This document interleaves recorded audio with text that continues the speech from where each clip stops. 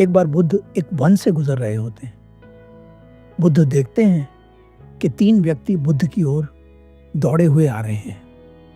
वे तीनों व्यक्ति बुद्ध के पास पहुंचते हैं और बुद्ध से पूछते हैं, मुनिवर, क्या आपने यहां से एक स्त्री को भागते हुए देखा है? बुद्ध कहते हैं, नहीं, मैंने तो यहां से किसी भी स्त्री को भागते नहीं देखा। फिर बुद्ध पूछते हैं, परंतु आप तीनों इतने परेशान क्यों हैं? वे तीनों व्यक्ति कहते हैं, वह स्त्री एक डायन थी, वो हमारा सारा धन लेकर भाग गई। बुद्ध कहते हैं, अकारण ही।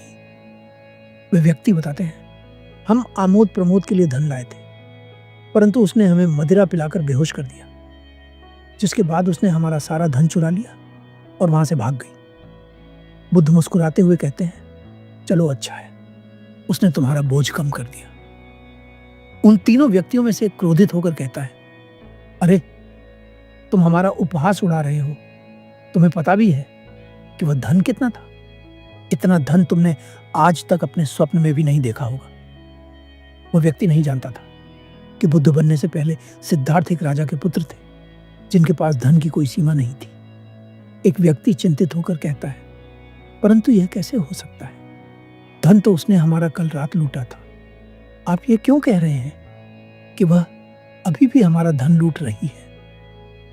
बुद्ध उत्तर देते हैं, धन उसने भूतकाल में लूटा था और तुम उसके बारे में सोचकर अपना वर्तमान गंवा रहे हो। फिर बुद्ध आगे कहते हैं, हो सकता है कि तुम उसे भविष्य में पकड़ लो और उसे दंड दो, परंतु उस भविष्य और इस भूतकाल के चक्कर में तुम्हारा वर्तमान तो खराब हो रहा है। और यही सबसे बड़ी समस्या है। तुम भूतकाल का बोझ उठाकर भविष्य को बदलने का प्रयास कर रहे हो। उन तीनों व्यक्तियों में से एक कहता है, बात तो सही है, यदि हम इसी क्षण में जिए तो। बुद्ध कहते हैं, यदि तुम इसी क्षण में जी पाए तो तुम अपने आप को जान सकोगे और अपने दुखों का कारण भी समझ सकोगे। एक व्यक्ति पूछता है, और यदि जान पाए तो उससे क्या होगा? उन तीनों व्यक्तियों में से एक व्यक्ति के पास बांसुरी होती है। बुद्ध कहते हैं, मित्र, तनिक मुझे अपनी बांसुरी दो। और व्यक्ति हंसते हुए कहता है, सन्यासी बांसुरी बजाएगा? बुद्ध मुस्कुराते हैं, बांसुरी लेते हैं और जैसे ही बजाना शुरू करते हैं, आसपास के सभी पक्षी, पेड़ पौधे सब कुछ छोड़कर बुद्ध के पास आकर बैठ जाते हैं। वे तीनों व्यक्ति भी बुद्ध की बांसुरी की मधुर धुन में पूरी तरह से खो जाते हैं। जब बुद्ध बांसुरी बजाना बंद करते हैं तो वे व्यक्ति पूछते हैं, आप इतनी मधुर बांसुरी कैसे बजा पाते हैं? बुद्ध उत्तर देते हैं, यदि तुम भी इतनी मधुर बांसुरी बजाना चाहते हो तो बांसुरी पर ध्यान न लगाकर अपने जीवन पर ध्यान लगाओ। अपने आप को जानने के लिए प्रयास करो।